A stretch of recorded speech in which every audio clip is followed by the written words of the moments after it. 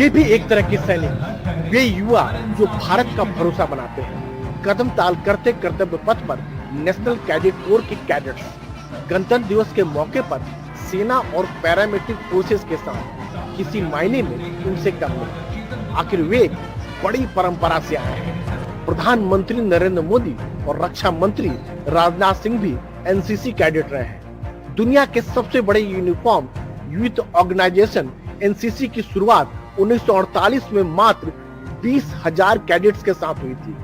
आज इसकी तादाद 17 लाख के करीब पहुंच चुकी है।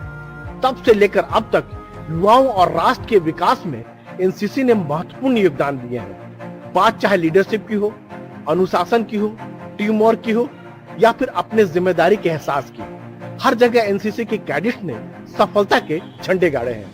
75 साल की हो गई एनसीसी देश की एकता और अखंडता के भी प्रतीक है, जिसमें हर क्षेत्र और वर्ग के लोग आते हैं। एनसीसी में बच्चे स्कूल या फिर कॉलेज के जरिए आते हैं। जो बच्चे एनसीसी से जुड़ते हैं उन्हें सबसे पहले बेसिक मिलिट्री ट्रेनिंग दी जाती है, जिसमें हथियार चलाने से लेकर कई तरह की स्किल बताई जाती है, ताकि वह फौज में जब जाएं तो एक अच्छे सैनिक बन पाए। यहाँ बात केवल थल सेना की नहीं हो रही है। एनसीसी में थल सेना, वायुसेना, नौसेना की भी विंग है। जो बच्चे जिस विंग में होते हैं उनसे जुड़ी उनको ट्रेनिंग दी जाती है।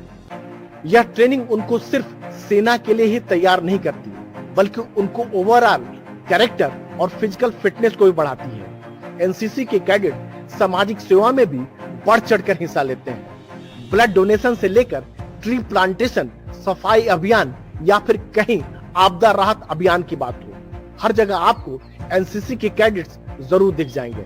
एडवेंचर में भी ये कैडेट्स किसी से कम नहीं है। ट्रैकिंग हो, माउंटेनिंग हो या फिर रिवर राफ्टिंग, ये सब एक्टिविटी कैडेट्स की फिजिकल फिटनेस के साथ साथ एडवेंचर स्पिरिट को भी बढ़ाती है।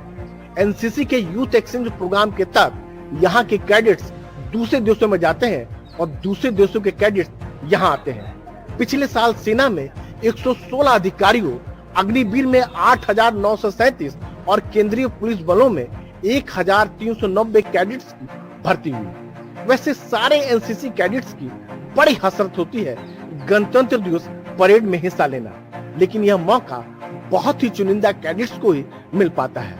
28 राज्यों और 8 केंद्र शासित प्रदेशों में से केवल इस साल 2,274 कैडेट्स को ही गणतंत्र दिवस कैंप में आने का मौका मिला।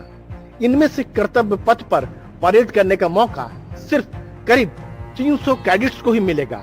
कंपटीशन काफी टफ होता है।